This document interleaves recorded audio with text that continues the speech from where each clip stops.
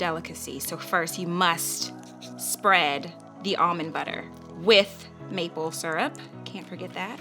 Now the fun part, our juicy pickles. So I like to make a nice, even row all the way across. Here we go, my favorite.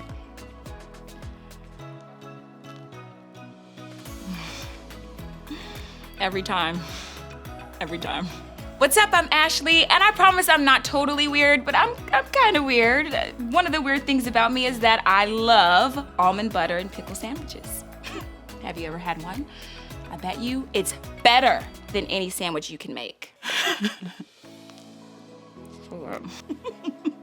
Have you ever experienced something so amazing and incredible, just like my amazing creation, that you just had to tell somebody about it right away? Like you just couldn't wait to share it. You have to try this. In addition to my incredible almond butter and pickle masterpiece, there was an incredible experience I had, guys. I met Oprah Winfrey. I was on a boat, on a cruise. I was at the buffet, getting pizza, French fries, looking for almond butter and pickle sandwiches. And I turn around and Oprah's there. And I think I remember dropping the tray that I had. All I remember is that I had something in my hand before I saw her. But by the time I started talking to her, my hands were completely empty and shaking and sweating.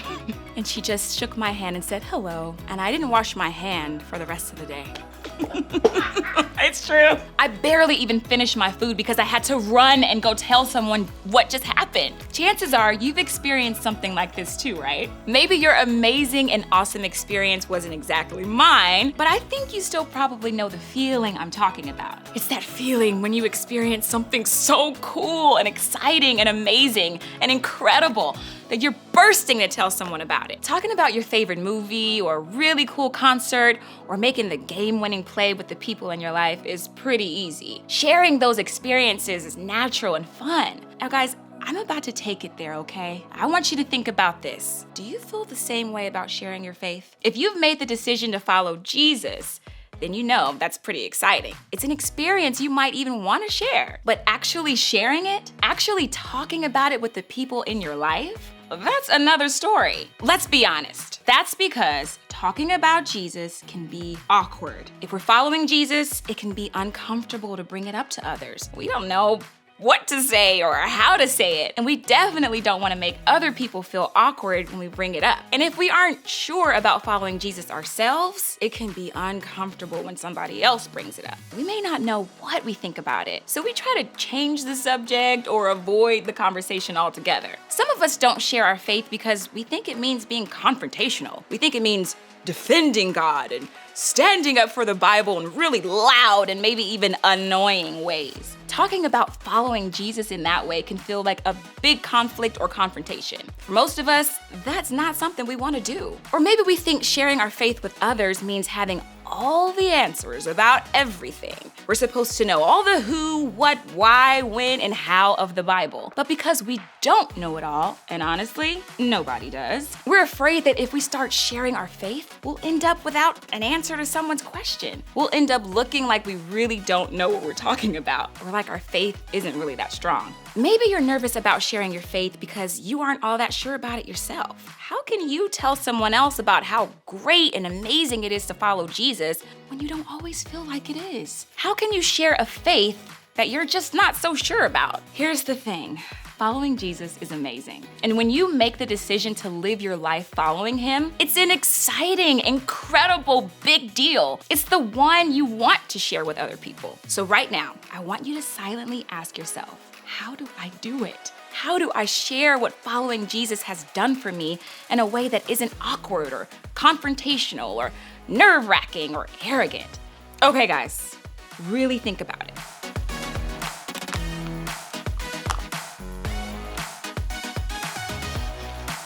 Okay, come back. Stop thinking. Those are really hard questions, right? It's just not so simple. Or is it? So what do we do? Well, I think it starts by looking to the one you're following.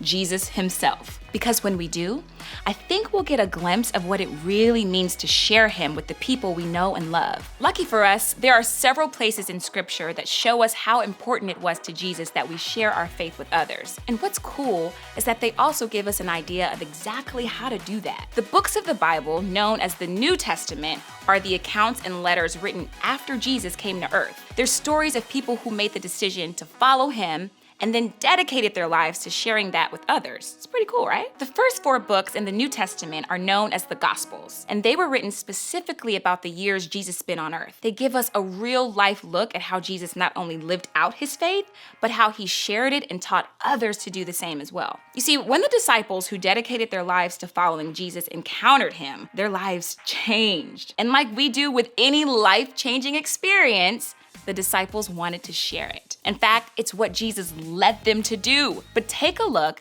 at just a few examples of how they actually did it. Then he told John's disciples, "Go back to John and tell him what you have seen and heard." Here's another. Andrew, Simon Peter's brother, was one of these men who heard what John said, then followed Jesus. Okay, last one. The next day, Jesus decided to go to Galilee. He found Philip and said, "Come, follow me."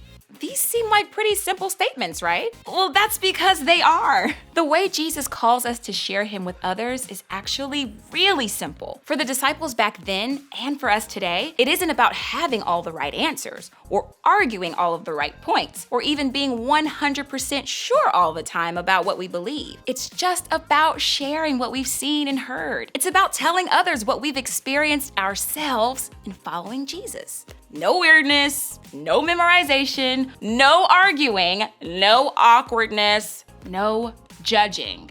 Turn right now to someone next to you and tell them about your favorite show to binge watch.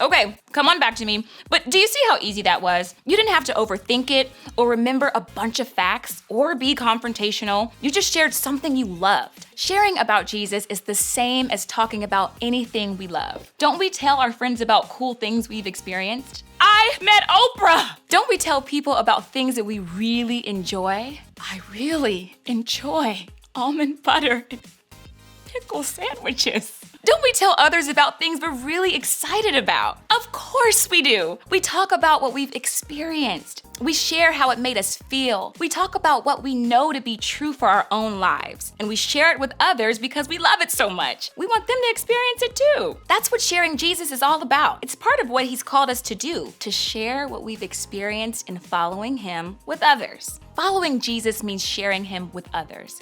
When we choose to follow Jesus' lead for our lives, part of that means sharing our faith with others the way he both showed us and told us to do. It means talking about what we've experienced God do in and around our lives. Following Jesus is one of the coolest things we can do with our lives. And one of the best things we can do is start sharing it with others. Following Jesus means sharing him with others. But what does that mean for our everyday lives? What does sharing Jesus with others look like at school, on our sports team, with our parents who don't go to church? Well, it's gonna look a little bit different for each of us, but there are a couple of things we can keep in mind that will help us feel more comfortable sharing Jesus with the people in our lives. For starters, you can start sharing Jesus with others through the way you act. Act. You can care about the people you're talking to more than you care about having the right answers or proving a point or avoiding potential awkwardness. When you approach others with care, it will change the way they hear and receive your words. The way you act towards others can be a reflection of Jesus' love and what he's doing in your life. It's one of the best ways to demonstrate exactly what he's done for you and for all of us. So approach others with kindness, care, and love. Then you can share Jesus with others through the words you say. Talk about what Jesus has done for you. How have you experienced God in your own life? What has following Jesus meant for you? How has it changed your life? What have you seen God do for you that you want to share with others? You don't have to have all the answers or know the Bible from start to finish. What you've already experienced is enough.